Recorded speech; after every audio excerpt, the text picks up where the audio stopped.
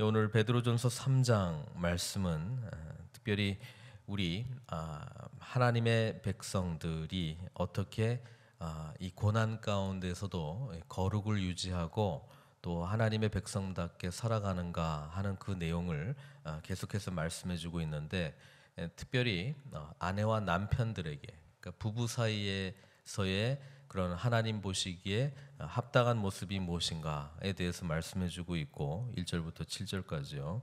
그리고 8절부터 12절까지는 이제 그 부부 관계에서 확장된 공동체 관계에서는 어떤 삶을 살아야 되는가를 말씀하고 있습니다.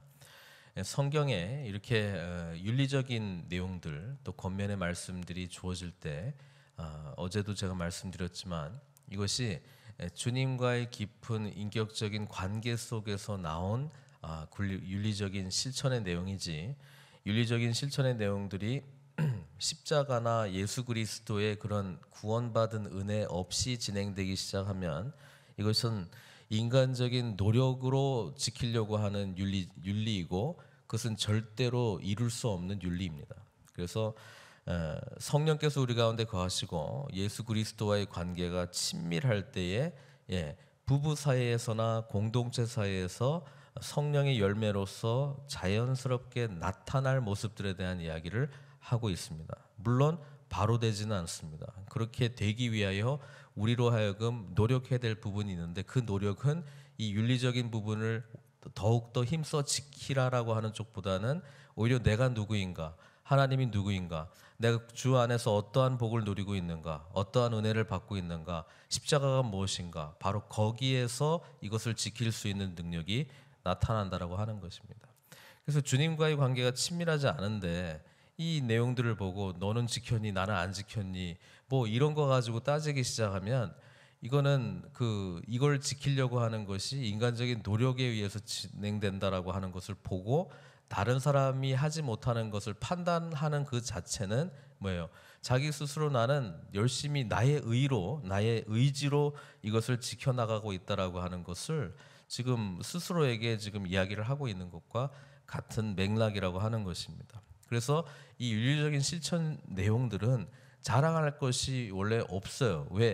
왜냐하면 십자가 안에서 예수 그리스도를 나의 구주로 영접하고 주님과의 깊은 동행의 관계 속에서 나아갈 때는 이것은 다른 사람을 기꺼이, 하나님의 사랑을 내가 충분히 경험했고 그 은혜의 그 세계에 내가 깊이 빠졌기 때문에 이것은 하고 싶어지는 삶이라고 하는 것입니다. 그래서 베드로전서 3장에 나오고 있는 이 부부 사이에서의 관계는 다른 도덕적인 어떤 윤리라든지 세상이 말해주고 있는 윤리하고는 차원이 다릅니다.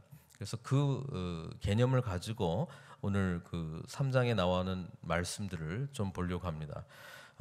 아내들에게 먼저 이야기를 하고, 아내들에게 6절이나 할애된 거에 비해서 남편들에게는 한 절밖에 없습니다. 그만큼 지금 기독교 공동체가 확장되고 있는데, 특별히 이제 부인들 같은 경우, 부녀자들 같은 경우에는 믿지 않는 가정들에도 이렇게 결혼을 할 수밖에 없는 그런 그때 당시에 문화가 있었다는 것이죠. 그래서 그들 중에 이제 기독교 공동체 안에 들어오게 된 사람들에게 특별히 베드로는 하나님의 말씀에 근거해서 어떤 삶을 살아야 되는가를 이야기를 하고 있습니다. 그러나 이 3장도 역시 베드로전서의 큰 주제인 거룩한 삶을 살아가는 것, 그것도 고난 가운데 살아가는 것에 대한 것과 연결된 본문으로 우리가 이해를 해야 됩니다. 1절에 아내들아 이와 같이라고 나와 있습니다. 이와 같이라고 하는 내용은 어제 본문에 고난 가운데서 어떻게 살아가는가에 대한 예화로 우리 예수님에 대한 삶을 말씀하지 않았습니까? 그래서 예수님께서는 정말 그 죄를 범하지도 않았는데 그 입에 거짓도 없고 욕을 당하시되 욕하지 않고 뭐 이런 그 예수님의 삶에 비추어 봤을 때에 지금 이어서 부부 관계는 이래야 된다, 또 나가서 공동체는 이래야 된다, 그와 같은 지금 이야기를 하고 있습니다. 그래서 아내들아 이와 같이 예수의 삶을 본으로 삼아 자기 남편에게 순종하라. 예수님은 그 고난과 그 모든 모욕과 그 모든 것들을 끝까지 지켰던 이유 중에 하나는 그것이 하나님의 뜻이었다라고 하는 분명한 고백이 있었다라고 하는 것이죠. 겟세마네 동산에서 나의 원대로 마시고 아버지의 뜻대로 하게 해달라는 그 기도. 그래서 아버지의 뜻을 알았을 때 이거 순종하는 것이었죠. 그러니까 십자가는 고난을 짊어지는 우리 주님의 모습이기도 하지만 또 하나는 아버지의 뜻에 전적으로 순종하는 그런 모습이라고 하는 것입니다. 따라서 우리 믿는 자들, 예수님을 나의 주로 고백하는 사람들, 예수님과 늘 동행하는 사람들, 예수님과 늘 교제하는 사람들은 어떤 삶을 살아야 되느냐?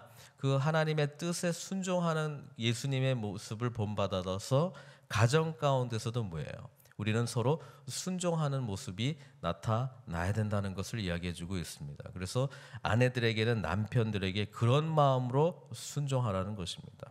근데 이 본문이 굉장히 많이 악용되죠. 그 봐라, 성경에 돼 있지 않느냐. 그러니까 내 뜻대로 해야 된다라고 이야기를 하고 있습니다만은 그 본문이 될 수가 없죠. 왜? 이어지는 본문의 내용들을 보면은 하나님의 뜻에 순종했던 예수 그리스도의 모습이기 때문에 남편들도 당연히 여기에서는 주님과의 그런 깊은 관계 속에 있을 때의 그 순종이 그 영향력을 이제 미칠 수가 있고 또 그런 말을 할 수 있습니다. 그러나 지금 이 상황에서는 그럼 남편이 믿지 않는 남편이라 할지라도 그 순종하는 모습을 보여주라는 거예요. 왜? 그것으로 말미암아 그 남편이 그리스도인이 될 수 있는 기회를 줄 수 있기 때문에 그렇다라고 하는 것입니다. 남편에게 순종하라. 이는 혹 말씀을 순종하지 않는 자라도 말로 말미암지 않고 그 아내의 행실로 말미암아 구원을 받게 하려 함이라.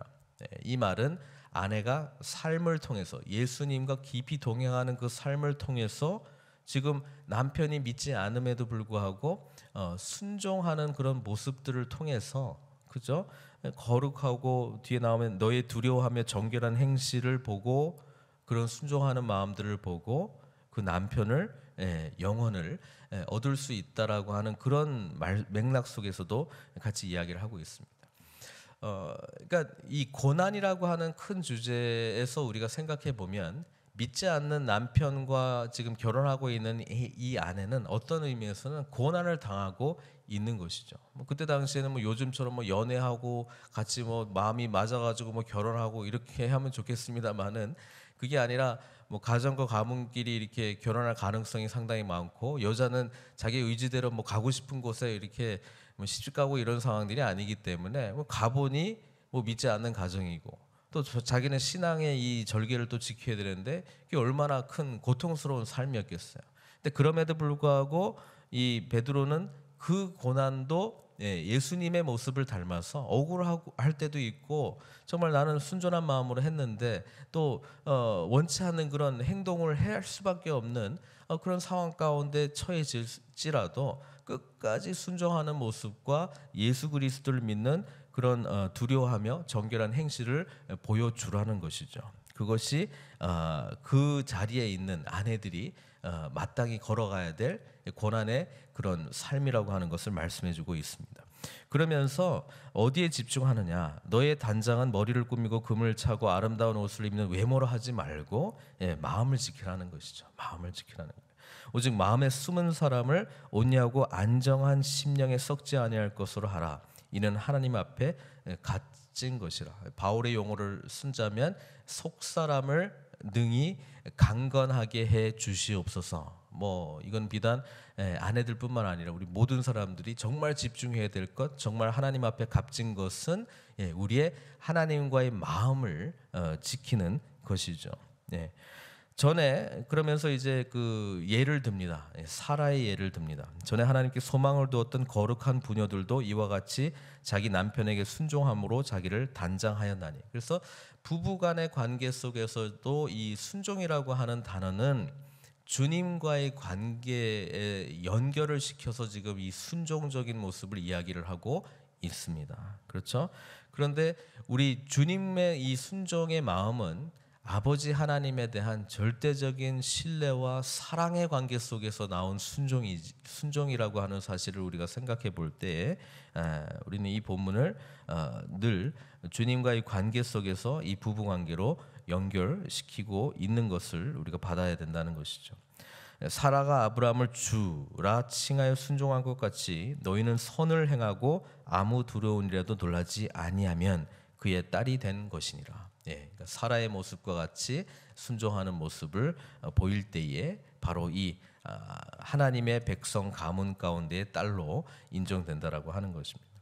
자, 남편들에게 지금 또 권면하여 이와 같이 지식을 따라 너희 아내와 동거하고, 여기서 말하는 지식은 생명의 삶에도 나타나고 있지만은 하나님이 결혼을 제정하신 원래 목적에 대해 아는 것을 말한다 이렇게 돼 있습니다. 하나님께서 에덴 동산에 제일 먼저 제정하신 것, 그것도 타락 이전에 제정하신 것이 하나 있는데 그거는 부부 관계입니다. 부부 관계. 이거는 타락 이전에 하나님께서 제정하신 겁니다. 그 남편과 아내와 남편이 이제 한 몸을 이룰지니라라고 하는 그 하나님의 말씀은 타락 이전에 이미 주신 제정의 말씀이었고요. 또 하나는 이 부부 관계가 바울의 그 새로운 해석이라고 할 수도 없습니다만은 바울의 입장에서 보면은 교회의 원형이 됩니다. 그렇죠? 남편과 아내의 이 결혼의 관계가 이 비밀이 크도다라고 말씀하시면서 결국 교회로 연결시키고 있는 것이거든요. 그러니까 성경에 나오는 이 첫 번째 이 부분은 결국은 첫 번째 교회의 원형이 되는 것과 같은 맥락이라고 하는 것입니다.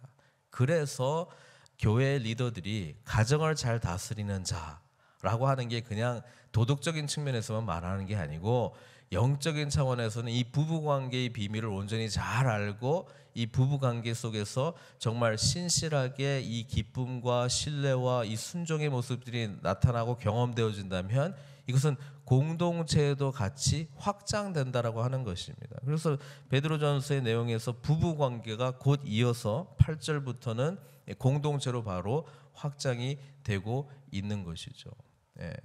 그래서 이 가정 안에서의 참된 교회의 그런 회복이 온전히 일어나는 것이 우리들의 그런 책임이기도 하고 또 우리가 추구해야 될 모습이기도 하고, 그것이 이루어질 때 사실은 이것이 교회 공동체에 저절로 아주 그 순기능적인 그런 영향력을 미치게 된다는 것입니다. 그러니까 가정 가운데 그냥 남편과 아내 우리는 그냥 부부다라고 하는 개념만 있는 것이 아니고 뭐가 있습니까? 여기 7절에 보니까 생명의 은혜를 함께 이어받을 자라고 하는 게 상속자라는 것이거든요.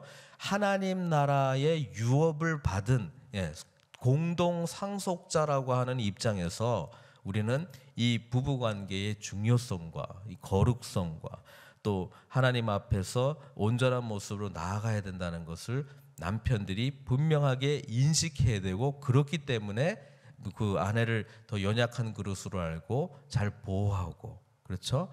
사랑해야 된다는 것을 말씀하고 있습니다. 그러니까 부부 관계에서조차도 하나님 나라 영역으로 연결시키고 있는 거예요. 따로따로가 아니라는 거예요.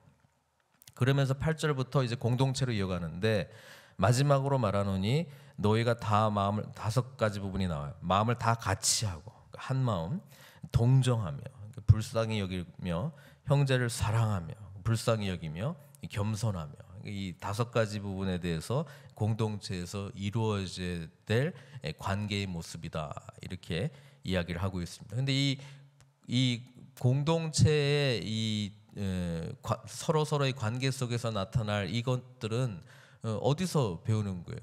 그때 당시에는 가정에서 다 배우는 거죠. 가정에서의 그런 관계 속에서 하나님의 우리들을 향한 사랑을 자녀들은 부모를 통해서 배우게 되고, 부부의 관계 속에서 사도 바울이 말했던 주님과 이 친밀한, 그렇죠?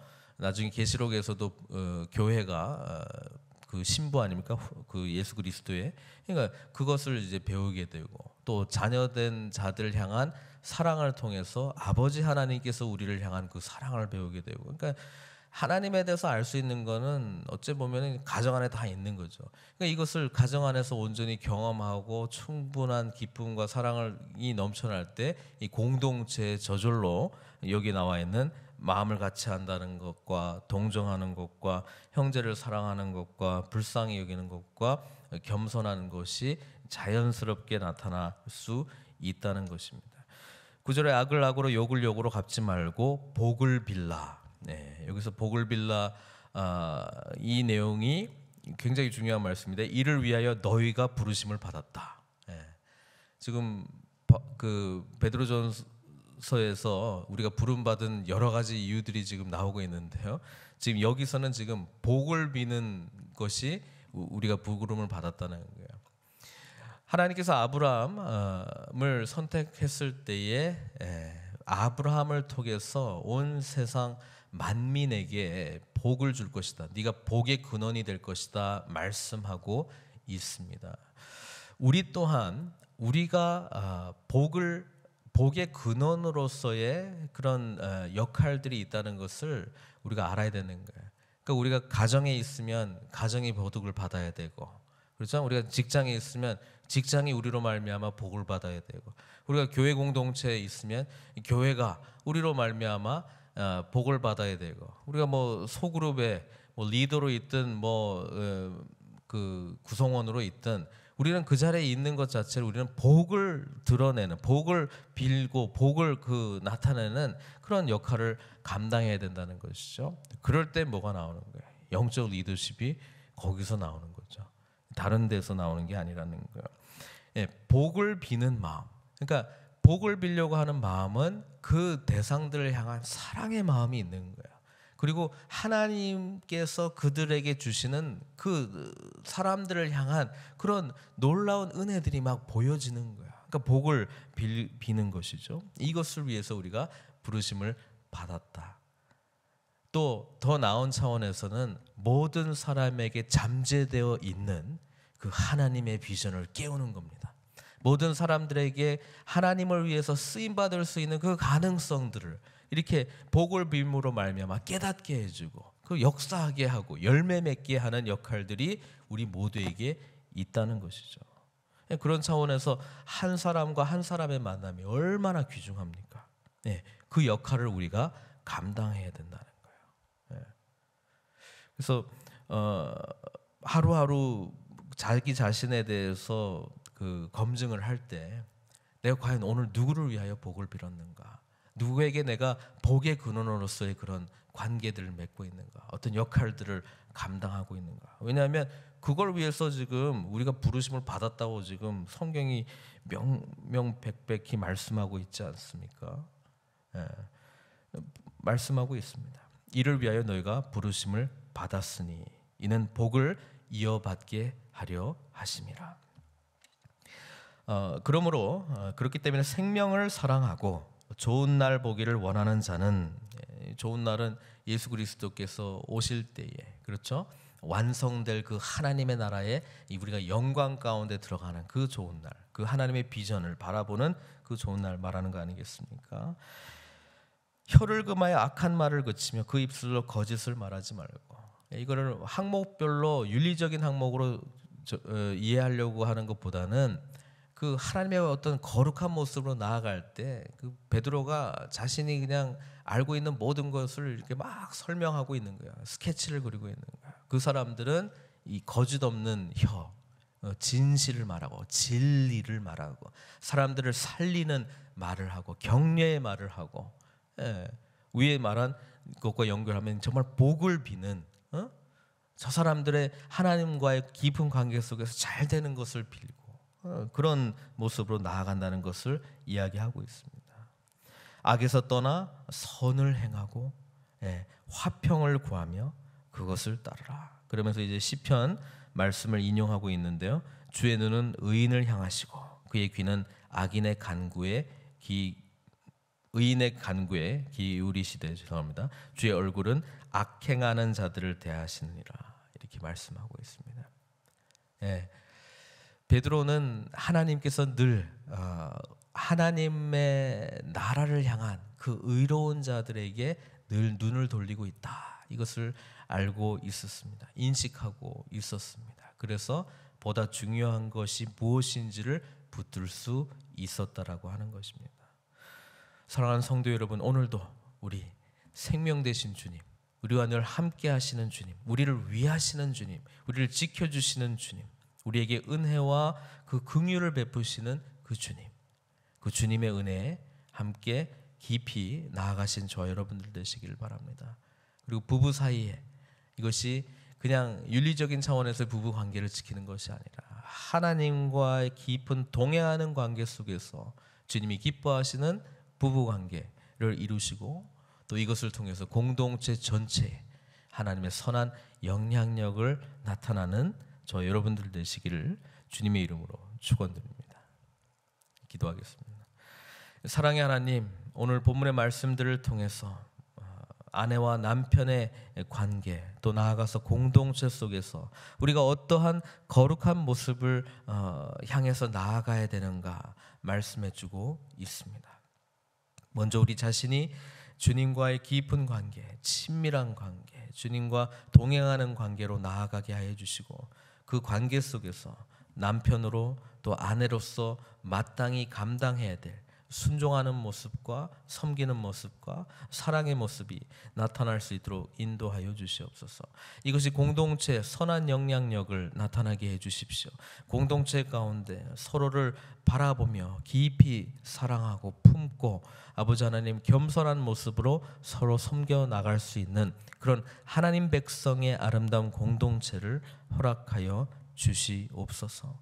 우리에게 아버지 하나님 이미 놀라운 복을 주셨는데 아버지 하나님 복의 근원으로서 이제 사람들에게 복을 빌며 그들에게 아버지 하나님 잠재되어 있는 하나님 나라를 향한 가능성들을 일깨우며 아버지 하나님 그런 놀라운 복의 열매를 맺을 수 있는 그런 복을 비는 자로서의 부르심에 응답하는 저희들 되게 해 주시옵소서.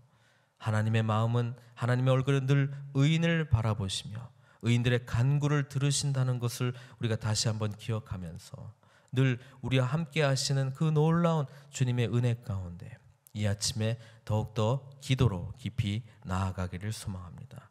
성령께서 함께하여 주실 줄 믿고 모든 것 주님께 의탁드리옵고 예수님의 귀하신 이름으로 기도드리옵나이다.